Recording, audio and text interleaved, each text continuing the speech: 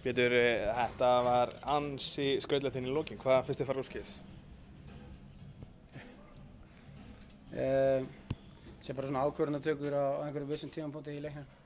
Við erum að 15, 13, 14, 15 yfir og síðan kom bara ákvörðunartökur sem er ekki góðar.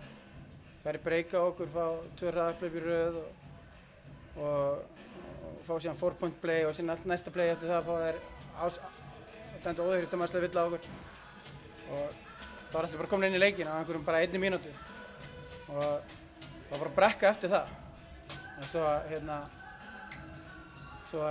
það bara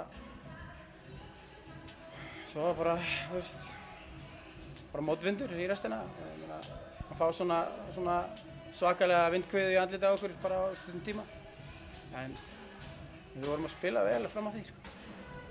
Það var náttúrulega mikill áhlaupaleikur og manni leið svona pínu svo þið væri með öll áhlaupin þeirra undir kontról nema bara hann í lokinu, eða hvað? Já, við vorum, þetta var, veistu, ég meina við vorum að spila ágætlega, við vorum að ná stjórna hraðanum og standast alla pressu og allt en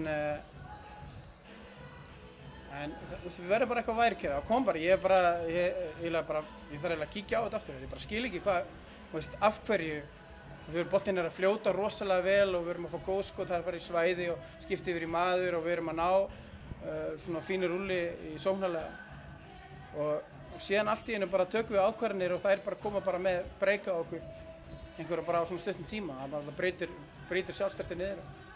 Ég þarf að skoða þetta eitthvað, þetta er alveg svakalegasta sem ég sé. Langt síðan ég sé svona svakalegt turnaround, bara á svona stuttum tíma. Þú ræddir aðeins við dómarann eftir leik og varst greinilega ekki ánægður með hvernig línan breyttist. Er það eitthvað svona sem truflaði þig? Nei, alls ekki. Mér fannst það breytast. Mér fannst bara, allt í einu var svona einhvern veginn vindhviðan var í bakki á þeim. Þarna á þessum tímapunkti og það var líka dómarann fannst mér. Ég meina, mér finnst bara ósanngjarnt að tala dómarann á þessum tímapunkti þegar við náum að henda leiknum frá okkur. Svo það er eitthvað sem ég ætla ekki að vera að setja á þá sko.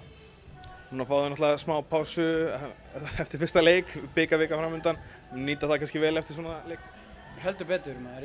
Við æfðum heldur 2 æfingar núna bara fyrir þennan leik og ég meina það er bara 70% af liðinu mínu utan á landi og það fór lítið fyrir æfingum jólin. Svo við þurfum bara að koma okkur aftur í gír og það býr rosalega mikið í þessu liði og við erum með gott chemistry í gangi og við þurfum aðeins svona, andlega hliðin var ekki nógu góð í dag og þetta var bara svona brotnaði þegar við þurftum mest á einhverjum svona töffarskap að halda og það er bara aggressívar æfingar, ég meina það er ekkert annað heldur en aggressívar æfingar sem að býr til eitthvað annað, maður verður bara að nota það.